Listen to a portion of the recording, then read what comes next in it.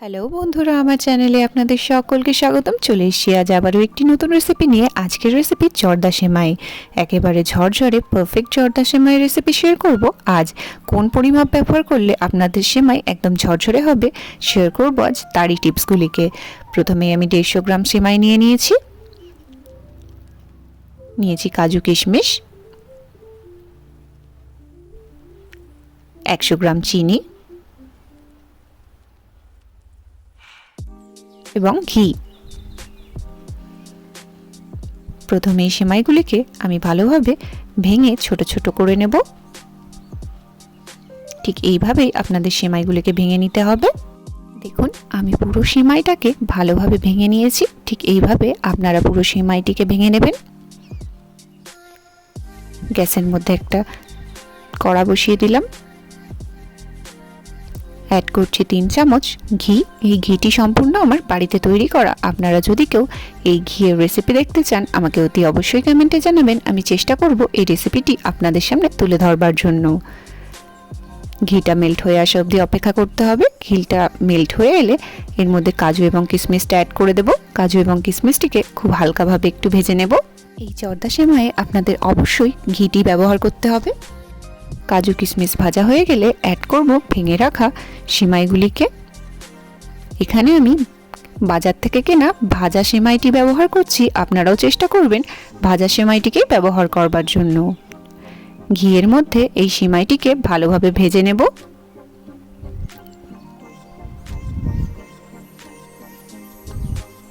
দেখুন, আমার সেমাইটি প্রায় ভাজা হয়ে গিয়েছে। এই পর্যায়ে অ্যাড করব উষ্ণ গরম জল। এখানে অতি অবশ্যই গরম জল ব্যবহার করতে হবে এবং পুরো জলটি প্রথমেই একবারে ঢেলে দেবেন না, তাহলে সেমাইটি ঝরঝরে নাও হতে পারে। তাই অল্প অল্প করে জলটিকে অ্যাড করবেন এবং ভালোভাবে মিক্স করে নেবেন।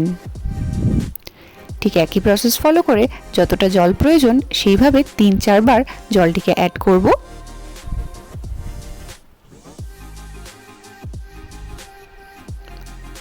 গরম জলটা দেবার সাথে সাথে দেখবেন সেমাইগুলি সফট হওয়া শুরু হবে।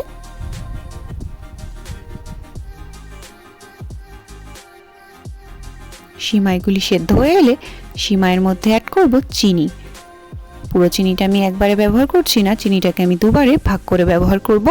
প্রথমবারের চিনিটা মেল্ট হয়ে গেলে তারপর দ্বিতীয়বারের চিনিটা ব্যবহার করব। আপনারা আপনাদের টেস্ট অনুযায়ী চিনির পরিমাণটা কম বা বেশি করে নিতে পারেন। চিনিটা মেল্ট হয়ে গিয়েছে, এবার অ্যাড করছি বাকি চিনিটুকু। এই চিনিটাকেও ভালোভাবে মিক্স করে মেল্ট করে নেব। যখন দেখবেন সেমাই এবং জল দুটোই শুকিয়ে যাবে তখন বুঝবেন আমাদের সেমাইটি রেডি হয়ে গিয়েছে।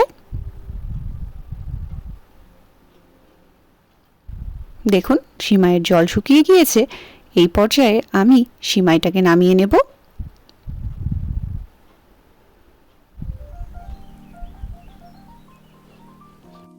সেমাইটি কড়া থেকে নামাবার সময় দেখবেন সেমাইটি একটুখানি মাখা মাখা মনে হতে পারে, কিন্তু এই সেমাইটি যখন ঠান্ডা হয়ে যাবে তখন দেখবেন সেমাইটি একদম ঝরঝরে হয়ে গিয়েছে।